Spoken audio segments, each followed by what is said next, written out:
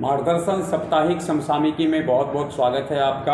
आज हम आपके बीच में उपस्थित हैं 5 फरवरी से लेकर 11 फरवरी 2023 के अंतराल में देश और दुनिया में जो महत्वपूर्ण घटना घटित हुई है, इसके साथ हमारे साथ हैं पूजा और माही। स्वागत है पूजा और माही आपका।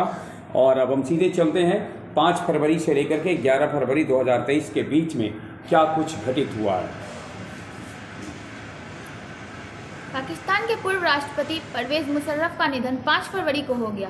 वे 79 वर्ष के थे। परवेज़ मुशर्रफ लंबे समय से अमाइलाइसोडिस बीमारी से जूझ रहे थे। परवेज़ मुशर्रफ 20 जून 2001 से 18 अगस्त 2008 तक पाकिस्तान के राष्ट्रपति रहे। पाकिस्तान के राष्ट्रपति और सेना प्रमुख परवेज़ मुशर्रफ का जन्म 11 अगस्त 1943 को दिल्ली के दारियागंज इलाके में हुआ था। 1947 में भारत विभाजन के कुछ दिन पहले ही उनका परिवार पाकिस्तान चला गया था। खास बात ये रही है परवेज़ मुशर्रफ के साथ भारत से जुड़े हुए, जब 1999 में कारगिल युद्ध हुआ उस समय सेना प्रमुख थे परवेज़ मुशर्रफ, और जब अपना सैनिक शासक बनते हैं तो सैनिक शासक के रूप में उनकी भारत यात्रा हुई थी। विशेष रूप से आगरा में उनका आना हुआ था, और उसके बाद उनके साथ भारत के संबंध काफ़ी, कहा जा सकता है उनके समय में तल्ख संबंध थे। उतने अच्छे संबंध नहीं रहे, लेकिन फिर भी एक लंबा समय तक उन्होंने पाकिस्तान की सेनाध्यक्ष का कार्य किया, पाकिस्तान के प्रशासक का कार्य किया। राष्ट्रीय खनिज विकास निगम ने इस भारत के स्टार महिला बॉक्सर निखत जरीन को ब्रांड एम्बेसडर के रूप में घोषित किया है। वर्ल्ड बॉक्सिंग चैंपियन और बकिंघम विश्व 22 कॉमनवेल्थ गेम्स की गोल्ड मेडल विजेता रही हैं। निखत जरीन भारत की सबसे बड़ी लौह अयस्क निर्यातक और उत्पादक कंपनी NMDC है, जिसकी स्थापना 1958 में की गई थी। इसका मुख्यालय हैदराबाद, तेलंगाना में स्थित है। केंद्रीय गृह मंत्री अमित शाह ने 4 फरवरी 2023 को झारखंड के देवघर में एक नैनो यूरिया संयंत्र की आधारशिला रखी। भारतीय किसान उर्वरक सहकारी लिमिटेड IFFCO की ओर से 450 करोड़ रुपए की संयंत्र की स्थापना की जाएगी। ये भारत का 5वां नैनो यूरिया संयंत्र होगा। भारत के 5वें नैनो यूरिया संयंत्र की स्थापना की आधारशिला केंद्रीय गृह मंत्री अमित शाह ने 4 फरवरी 2023 ईस्वी को रखा है। जी।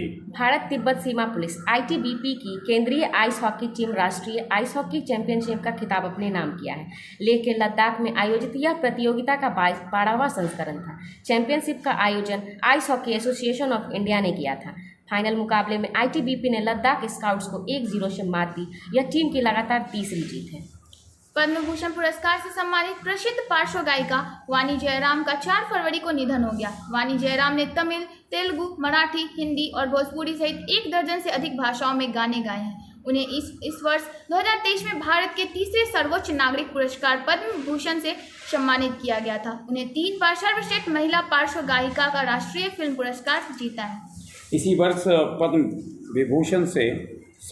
भूषण से सम्मानित होने वाली गायिका वाणी जयराम का निधन हो गया है। और गौरतलब हो, वाणी जयराम ने भोजपुरी, हिंदी, मराठी, तेलुगु, तमिल सहित 12 से अधिक भाषाओं में गाने गाए। लेखक पैगी डॉक्टर मोहन ने मातृभूमि इंटरनेशनल फेस्टिवल ऑफ लेटर्स 2023 के 4थे संस्करण में मातृभूमि बुक ऑफ द ईयर पुरस्कार जीता है। प्रवासन के परिणाम के रूप में भाषा के विकास को चित्रित करने वाली उनकी पुस्तक वंडर्स, किंग्स एंड मर्चेंट्स ने पुरस्कार जीता है। पुरस्कार में एक मूर्ति और नगद पुरस्कार के रूप में 2 लाख रुपए शामिल हैं। मातृभूमि इंटरनेशनल फेस्टिवल ऑफ लेटर्स पुरस्कार डॉक्टर पैगी मोहन को मिला है वर्ष 2023 में। गौरतलब हो, उनको जिस पुस्तक के लिए सम्मानित किया गया है, पुस्तक है वंडर्स, किंग्स एंड मर्चेंट्स। जी। चीनी ऐप के खिलाफ भारतीय सरकार ने एक बार पुनः बड़ी कार्रवाई की है। केंद्रीय गृह मंत्रालय की रिपोर्ट के आधार पर सूचना तथा प्रसारण मंत्रालय ने 138 बेटिंग यानी कि सट्टेबाजी ऐप और 94 लोन ऐप को बंद कर दिया गया है। सरकार ने IT अधिनियम की धारा 69 के तहत चीनी ऐप को बंद और बैन किया है, जो भारत की संप्रभुता और अखंडता को नुकसान पहुंचा रहे हैं। जैसा कि हम जानते हैं, चीन के साथ कई मुद्दों पर भारत के संबंध काफ़ी तनावपूर्ण रहते हैं, और विशेष रूप से पिछले 2-3 वर्षों में ऐसे IT से जुड़े हुए जो उनकी क्रियाविधि दोनों देशों के बीच में रही है, उसमें भारत सरकार ने कई बार उनके ऐप पर प्रतिबंध लगाने का फैसला किया है। और अभी हाल में लिए गए फैसले में 138 सट्टेबाजी ऐप को और 94 ऐसे ऐप जो लोन ऐप हैं जो चाइना के द्वारा निर्मित हैं और उसे बंद कर दिया गया है भारत में। जी। हार्वर्ड लॉ स्कूल में सेकेंड ईयर की भारतीय अमेरिकी छात्रा अप्सरा अय्यर को प्रतिष्ठित हार्वर्ड लॉ रिव्यू का अध्यक्ष चुना गया है। लॉ रिव्यू के 136 साल के इतिहास में यह पहली बार है जब किसी भारतीय मूल की महिला ने पद संभाला है। लॉ रिव्यू एक ऐसी संस्था है जो विधिक क्षेत्र में प्रकाशित होने वाले जर्नल के लेखों की समीक्षा और चयन का काम करती है। अप्सरा अय्यर भारतीय अमेरिकी छात्रा जो लॉ स्कूल हार्वर्ड के लॉ स्कूल में एक रिव्यू का अध्यक्ष चुनी गई है और इसके साथ वो इतिहास रचने में सफल रही है। पहलवान विनेश फोगाट और साक्षी मलिक सहित 5 महिला खिलाड़ी बीबीसी के साल की श्रेष्ठ महिला खिलाड़ी के पुरस्कार के लिए नामांकित की गई हैं। इस सूची में टोक्यो ओलंपिक की रजत पदक विजेता भोरोत्तोलक मीराबाई चानू, शीर्ष बैडमिंटन खिलाड़ी पीवी सिंधु और मुक्केबाज निखत जरीन के नाम में भी शामिल है। विजेता खिलाड़ी की घोषणा 5 मार्च को की जाएगी। भारतीय जिम्नास्ट दीपा कर्माकर को डोप टेस्ट में फेल होने के चलते इंटरनेशनल टेस्टिंग एजेंसी ने उन पर 21 महीने का प्रतिबंध लगा दिया है। दीपा कर्माकर को प्रतिबंधित पदार्थ हाइजेनामाइन के सेवन के चलते उन्हें खेल से हटा दिया गया है। ऑल इंडिया फुटबॉल फेडरेशन के तत्वावधान में आयोजित national beach soccer championship Kerala ने जीती। सूरत के डुमस बीच पर आयोजित फाइनल मैच में केरल ने शानदार प्रदर्शन करते हुए पंजाब को 13-4 से मात दी। विभिन्न राज्यों व केंद्र शासित प्रदेशों की कुल 19 टीमों में हिस्सा लिया। महिंद्रा फाइनेंस ने राहुल रेवेलो को प्रबंध निदेशक और मुख्य कार्यकारी अधिकारी नामित किया है। महिंद्रा फाइनेंस एवं महिंद्रा समूह की वाहन वित्तपोषण इकाई है। राहुल रेवेलो वर्तमान में कंपनी के मुख्य परिचालन अधिकारी है। 29 अप्रैल 2023 को रमेश अय्यर सेवानिवृत्त होने पर एमडी एंड सीईओ के रूप में कार्यभार संभालेंगे।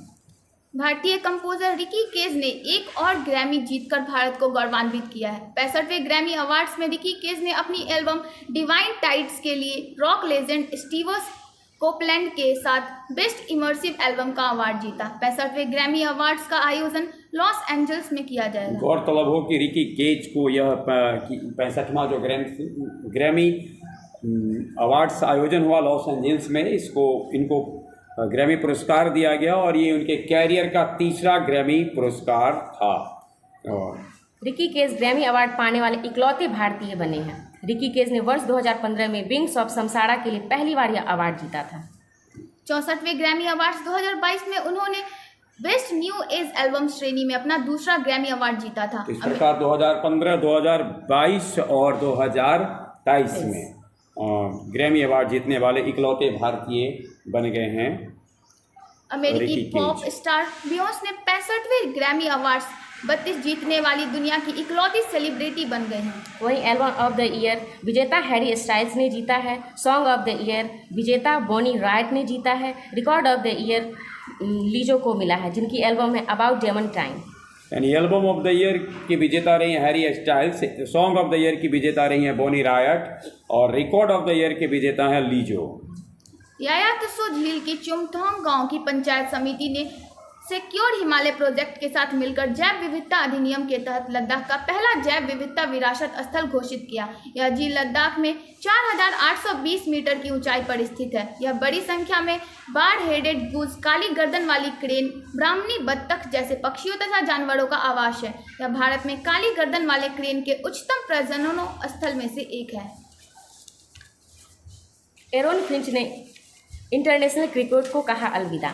ऑस्ट्रेलिया के धाकड़ बल्लेबाज एरोन फिंच ने ऑस्ट्रेलिया क्रिकेट से संन्यास की घोषणा की है। वह लंबे समय तक व्हाइट बॉल क्रिकेट के कप्तान रहे हैं। उन्होंने सभी फॉर्मेटों में 2054 अंतर्राष्ट्रीय मैचों में ऑस्ट्रेलिया का प्रतिनिधित्व किया है। उनके नेतृत्व में विश्व 21 में ऑस्ट्रेलिया ने दुबई में न्यूजीलैंड को हराकर अपना पहला T20 वर्ल्ड कप जीता था। एरोन फिंच ने अपना T20 डेब्यू एडिलेड ओवल में इंग्लैंड के खिलाफ 12 जनवरी 2011 को किया था। फिंच ने अपना ODI डेब्यू श्रीलंका के खिलाफ मेलबर्न क्रिकेट ग्राउंड पर 11 जनवरी 2013 को किया था। इस प्रकार एरोन फिंच ने क्रिकेट के सारे फॉर्मेट से अपने को दूर कर लिया है, अर्थात test cricket, one day cricket, T20 cricket, तीनों ही क्रिकेट से, white ball cricket, red ball cricket और रोज बॉल क्रिकेट, तीनों ही फॉर्मेट से अपने को दूर कर लिया है। बृहस्पति सूर्य के परिवार का सबसे बड़ा ग्रह है। शनि के चारों ओर अब तक 82 चंद्रमा खोजे जा चुके हैं। जब तक बृहस्पति के 80 चंद्रमा थे, नवीनतम खोज से पता चला है कि बृहस्पति के 12 और चंद्रमा हैं। इसके साथ ही बृहस्पति के चंद्रमाओं की संख्या 92 हो गई है। जब कहा जा रहा है कि बृहस्पति के चंद्रमाओं की संख्या 92 है, इसका हो गई है, अर्थात शनि और बृहस्पति के बीच में जो ये रेस चल रहा है कई वर्षों से, उपग्रहों की संख्या किसकी अधिक है, इसमें एक बार फिर बाजी आ गई है। बृहस्पति के पास बाजी मार लिया है बृहस्पति ने, और बृहस्पति के उपग्रहों की संख्या 80 से बढ़कर 92 हो गई है। गौरतलब हो कि शनि के उपग्रहों की संख्या वर्तमान में 82 है। नताशा पेरियान-यागम एक भारतीय अमेरिकी छात्रा है जिन्होंने George Hopkins centre of talented youth की दुनिया के सबसे प्रतिभाशाली छात्रों की सूची में शामिल होकर लगातार दूसरे साल खिताब अपने नाम किया है। वर्ल्ड ब्राइटेस्ट स्टूडेंट्स का खिताब अपने नाम कर नताशा पेरियान-यागम ने दुनिया के 76 देशों के 72,000 से अधिक छात्रों को पीछा छोड़ यह खिताब हासिल किया है। दूध उत्पादन के मामले में भारत दुनिया का नंबर 1 देश बन चुका है। खाद्य और कृषि संगठन कॉर्पोरेट सांख्यिकी डेटाबेस FAO STAT के उत्पादन आंकड़ों के अनुसार भारत साल 2021-22 में वैश्विक दुग्ध उत्पादन में 24% योगदान देने वाला दुनिया का सबसे अधिक दुग्ध उत्पादक केंद्र बन गया है। इस प्रकार भारत दुनिया का सबसे बड़ा दुग्ध उत्पादक देश बन गया है। केंद्र सरकार ने के सत्यनारायण राजू को केनरा बैंक का प्रबंध निदेशक और CEO नियुक्त किया है। वह LV प्रभाकर का स्थान लेंगे, जिन्होंने 31 दिसंबर 2022 को पद छोड़ा था। केनरा बैंक भारत सरकार के वित्त मंत्रालय के नियंत्रक और स्वामित्व के एक भारतीय सार्वजनिक क्षेत्र का बैंक है। 1906 में मैंगलोर के अम्मेमल सुब्बाराय पई द्वारा स्थापित बैंक का कार्यालय दुबई, लंदन और न्यूयॉर्क में भी है। पाकिस्तान के अनुभवी विकेट कीपर बल्लेबाज कामरान अकमल ने क्रिकेट के सभी प्रारूपों से संन्यास ले लिया है। कामरान 2017 तक पाकिस्तान क्रिकेट टीम का प्रतिनिधित्व किया था। कामरान ने 53 टेस्ट में 6 शतक और 12 अर्धशतक की मदद से 264 रन बनाए। वहीं कामरान ने 157 वनडे में 5 शतक और 10 अर्धशतकों की मदद से 3236 रन बनाए। T20 इंटरनेशनल मैच में 5 अर्धशतकों की मदद से 987 रन बनाए। इस प्रकार क्रिकेट की दुनिया में पिछला जो सप्ताह बीता है उसमें कई खिलाड़ियों ने अलविदा कहा, और इसमें एक नाम भारत के मुरली विजय का भी आता है। और इस प्रकार से मुरली विजय, रोहन फिंच और कामरान अकमल जैसे खिलाड़ियों ने क्रिकेट को अलविदा कहा है फरवरी महीने के दूसरे सप्ताह। सेफर इंटरनेट डे, जो कि 7 फरवरी को मनाया जाता है। हर साल 7 फरवरी को सेफर इंटरनेट डे मनाया जाता है। सुरक्षित इंटरनेट दिवस एक सुरक्षित और बेहतर इंटरनेट प्रदान करने के उद्देश्य से मनाया जाता है। यह अभियान का 20वां संस्करण है।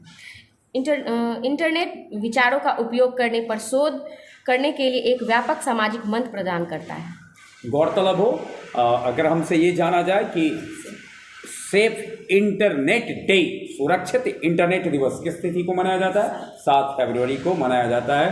7 फरवरी को सेफर इंटरनेट डे मनाया जाता है।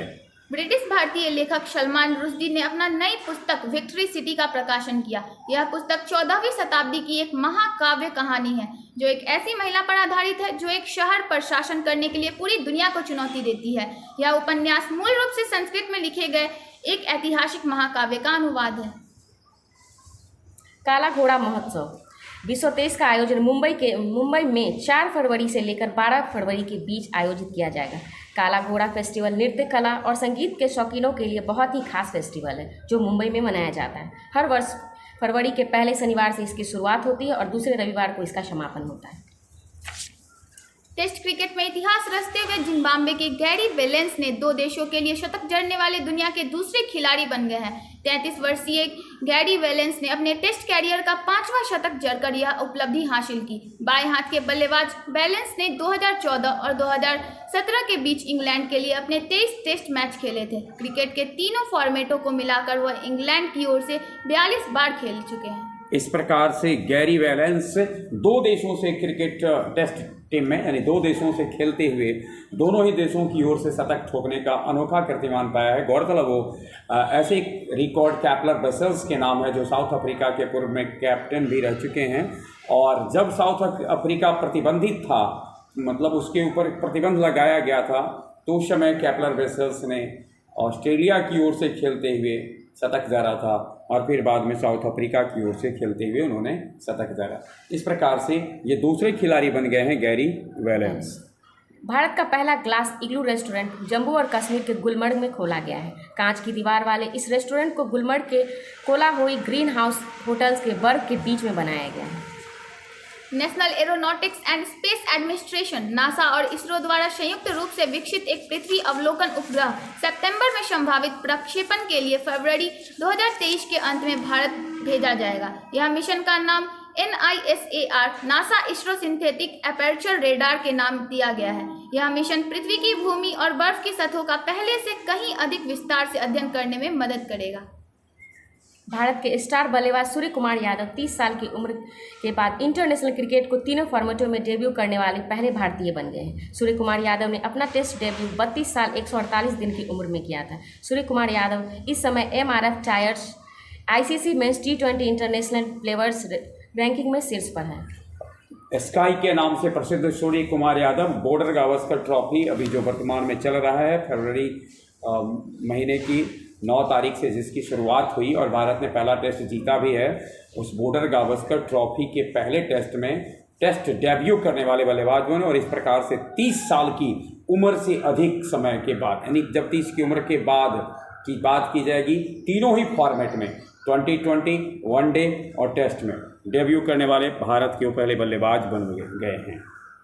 हर साल विश्व दलहन दिवस यानी दालों का दिन 10 फरवरी को मनाया जाता है। इस दिवस की शुरुआत वैश्विक स्तर पर दालों के महत्व और उसकी मध्य से प्राप्त होने वाली पोषक तत्वों के ध्यान में रखते हुए की गई थी। वर्ष 2023 में विश्व दलहन दिवस मनाने के लिए सतत भविष्य के लिए दालें इस थीम को चुना गया है। सतत भविष्य के लिए दालें थीम के साथ वर्ष 2023 का विश्व दलहन दिवस मनाने की बात कही गई है। गौरतलब हो, दलहन दिवस मनाया जाता है 10 फरवरी को। विश्व दलहन दिवस 10 फरवरी को मनाया जाता है।